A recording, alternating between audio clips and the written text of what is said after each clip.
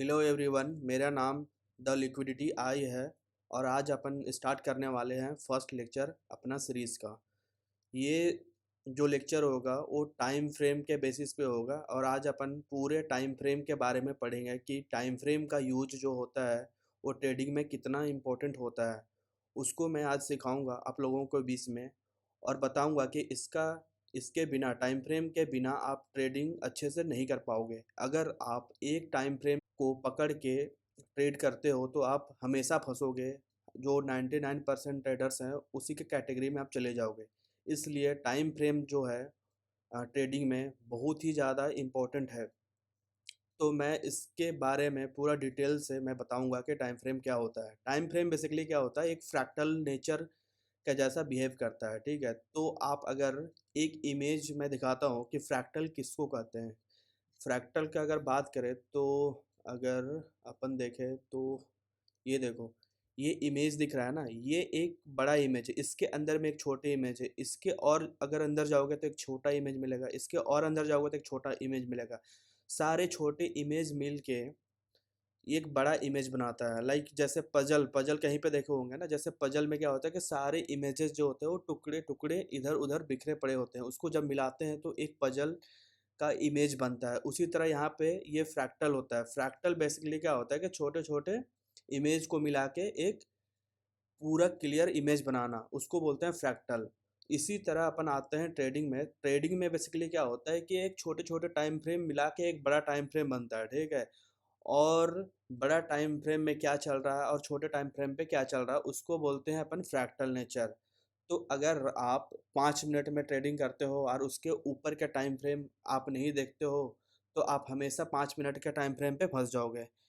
तो बेसिकली करना क्या है कि ट्रेडिंग में आपको टाइम फ्रेम जो होता है वो टॉप डाउन एनालिसिस करना ज़रूरी है। अगर आप पूरे टाइम फ्रेम को यूज नहीं किए अच्छे से तो यार आप फंसोगे हमेशा।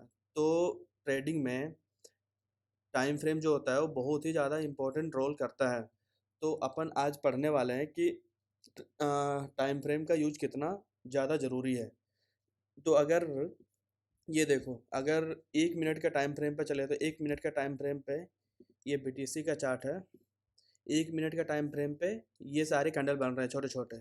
2 मिनट पे अगर चले तो 1 मिनट का दो कैंडल बनेगा, 2 मिनट का एक कैंडल बनेगा। 2 मिनट में ऐसा चार्ट दिख रहा है। अगर इसको 5 मिनट में करें तो 5 मिनट में ऐसा चार्ट दिख रहा है। इसको अगर 15 मिनट में करें तो 15 मिनट में ऐसा चार्ट दिख रहा है। 30 मिनट में करें तो ऐसा चार्ट दिख रहा है। 30 मिनट का एक कैंडल होगा और 1 मिनट का 30 कैंडल होगा। 1 आवर में चले तो 1 आवर में ऐसा चार्ट दिखा रहा है, स्ट्रक्चर दिखा रहा है। 4 आवर में देखें तो 4 आवर में ये स्ट्रक्चर दिख रहा है। डेली टाइम फ्रेम पे चले तो डेली टाइम फ्रेम पे ये स्ट्रक्चर दिखा रहा है। वीकली टाइम फ्रेम पे देखें तो वीकली टाइम फ्रेम पे ये स्ट्रक्चर दिखा रहा है। तो बेसिकली मैं ये कहना चाहता हूँ कि टाइम फ्रेम जो है वो बहुत ही ज़्यादा इम्पोर्टेंट है, लेकिन आपको इसे यूज करना आना चाहिए। अगर लेट से कि मेरे को टाइम ट्रेडिंग लेना, सॉरी, एंट्री लेना है 5 मिनट के टाइम फ्रेम पे। लेट से 5 मिनट के टाइम फ्रेम पे मेरे को ये दिख रहा है, लेकिन अगर मैं बिना इसके ऊपर वाले टाइम फ्रेम के देखे मैं एंट्री लूँगा तो क्या होगा कि ये lower time frame like 5 minute के टाइम फ्रेम पे ये क्या है, ये डाउन ट्रेंड में है। लेकिन अगर इसको 15 मिनट के टाइम फ्रेम पे देखें ये भी डाउन ट्रेंड में है। अगर इसको 1 आवर के टाइम फ्रेम पे देखें तो ये भी एक डाउन ट्रेंड में है। लेकिन अगर इसको डेली टाइम फ्रेम में देखें तो ये क्या हो रहा है, ये भी डाउन ट्रेंड में है।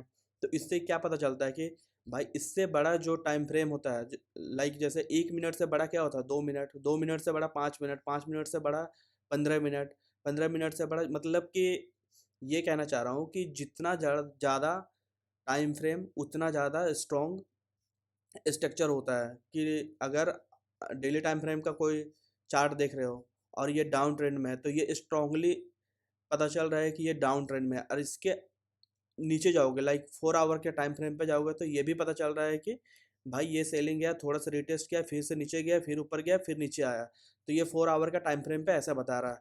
अगर हम 1 आवर के टाइम फ्रेम पे चले तो 1 आवर के टाइम फ्रेम में क्या हो रहा है, 1 आवर के टाइम फ्रेम में ये देखो इतना इतना सारा। तो 1 आवर के टाइम फ्रेम पे हम अभी ये देखें कि डेली टाइम फ्रेम और 4 आवर के टाइम फ्रेम पे क्या दिखा रहा है, डाउन ट्रेंड दिखा रहा है। लेकिन अगर हम 1 आवर के टाइम फ्रेम पे गए तो क्या दिखा रहा है, 1 आवर के टाइम फ्रेम पे ये डाउन दिखा रहा था, लेकिन यहाँ से क्या हो रहा है, ये अप हो रहा है। फिर थोड़ा सा अप होके रिटेस्ट करके फिर ये नीचे गिर रहा है। अगर 15 मिनट के टाइम फ्रेम पे चले तो 15 मिनट में क्या दिखा रहा है, पूरा डाउन ट्रेंड दिखा रहा है कि डाउन स्ट्रक्चर अभी है। अगर 5 मिनट में चले तो 5 मिनट में ऐसा दिखा रहा है, 1 मिनट में चले तो 1 मिनट में तो लग रहा है कि ये अप ट्रेंड में जा रहा है। इसलिए टाइम फ्रेम जो होता है वो बहुत ही ज़्यादा इंपॉर्टेंट होता है हमारे ट्रेडिंग में। तो सबसे पहले ट्रेडिंग करने से पहले आपको टाइम फ्रेम सीखना ज़रूरी है और सारे टाइम फ्रेम को यूज करके कंबाइन करना है, ताकि आपको पता चले कि एंट्री जो है वो सही हो और सही डायरेक्शन में जाए। और बायस जो है वो सारे टाइम फ्रेम को कंबाइन करके ही निकाला जाता है, ना कि आप एक टाइम फ्रेम को पकड़ के ट्रेड करोगे तो आप हमेशा फंसोगे, हमेशा 99% फंसोगे उस पे।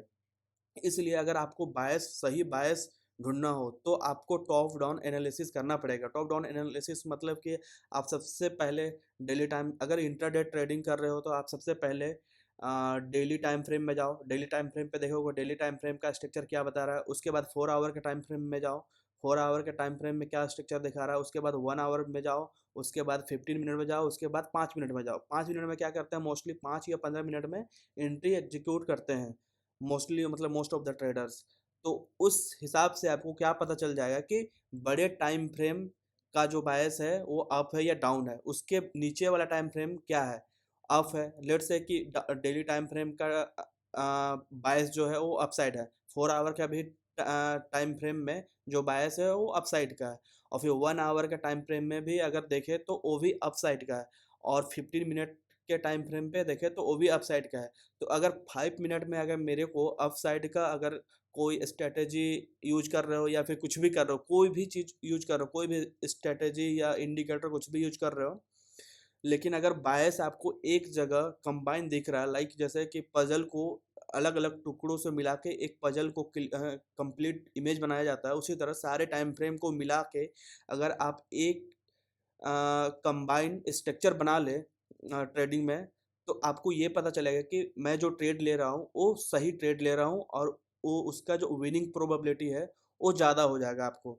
लेकिन अगर आप विदाउट टाइम फ्रेम देखे, विदाउट टॉप डाउन एनालिसिस किए, अगर आप 5 मिनट के ट्रेड में पंच करने जाओगे तो वो हमेशा फंसोगे। ना ही आपको लॉजिक पता चलेगा कि ये ऐसा यहाँ से क्यों गिर गया, ये यहाँ से क्यों चला गया ऊपर, मेरा स्टॉप लॉस क्यों ले लिया। लेकिन अगर आप उसके ज़्यादा ऊपर टाइम फ्रेम में जाओगे उतना स्ट्रॉन्ग उसका पीवाई होता है, उतना स्ट्रॉन्ग उसका बायस होता है। तो आपको ट्रेडिंग करने से पहले हमेशा आपको ध्यान में रखना है कि पहले टॉप डाउन एनालिसिस एनालिसिस कर लो। उसके बाद जो भी टाइम फ्रेम पे आपको ट्रेडिंग एंट्री करनी है उस पे जाओ और देखो उस डायरेक्शन पे अगर सेटअप आपको मिल रहा है तो वहाँ पे ट्रेड पंच करो। वो ज़्यादा बहुत ज़्यादा मतलब विनिंग प्रोबेबिलिटी आपकी होगी।